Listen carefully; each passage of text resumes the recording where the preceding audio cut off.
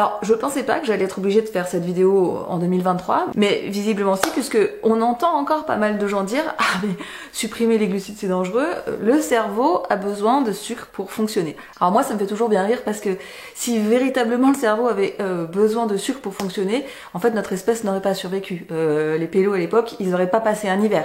Parce que, croyez-le ou non, on passait pas l'hiver à manger des bananes, des muesli et des Kinder Bueno. Donc si notre espèce a survécu en gardant un cerveau en bonne santé, c'est bien parce que le cerveau peut fonctionner autrement qu'avec du sucre. Alors il se trouve que oui, le sucre est une source qui peut venir alimenter les cellules du cerveau, mais c'est pas la source idéale qu'on s'imagine qu'elle est.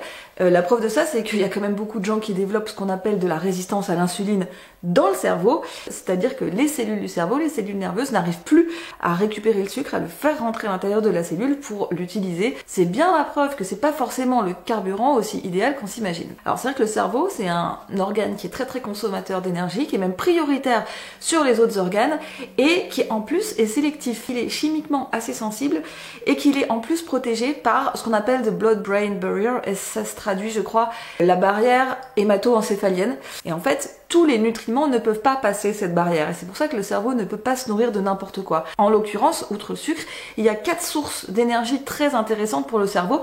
La première, vous la connaissez, c'est les cétones, c'est-à-dire le bêta-hydroxybutyrate. En fait, les acides gras à chaîne longue sont trop gros, ils passent pas la barrière. Par contre, ce qui passe, ce sont effectivement les cétones. Le bêta-hydroxybutyrate qui est dans le sang est un carburant privilégié pour le cerveau et il peut venir constituer plus de 80% des demandes et des besoins du cerveau. La deuxième source, vous la connaissez aussi, ce sont les triglycérides à chaîne moyenne qu'on peut trouver dans l'alimentation, qu'on peut trouver dans le beurre, qu'on peut trouver dans l'huile de coco, qu'on retrouve dans les huiles MCT et les poudres MCT. Les triglycérides à chaîne moyenne sont assez petites pour passer la barrière et pour venir alimenter le cerveau et c'est aussi une très bonne source pour le cerveau. C'est aussi pour cette raison que pour les personnes qui ont des problèmes de résistance à l'insuline dans le cerveau, de maladie d'Alzheimer, de Parkinson, etc., les produits à base des MCT peuvent être intéressants pour venir suppléer à la crise énergétique. La troisième source, peut-être que vous la connaissez aussi, ce sont les acides gras à chaîne courte. On en a très peu dans l'alimentation, mais les bactéries de notre gros intestin, de notre côlon,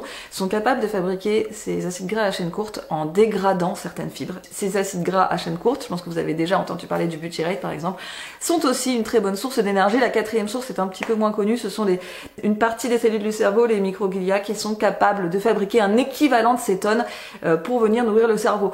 Et au passage, je vous fais remarquer 2 choses.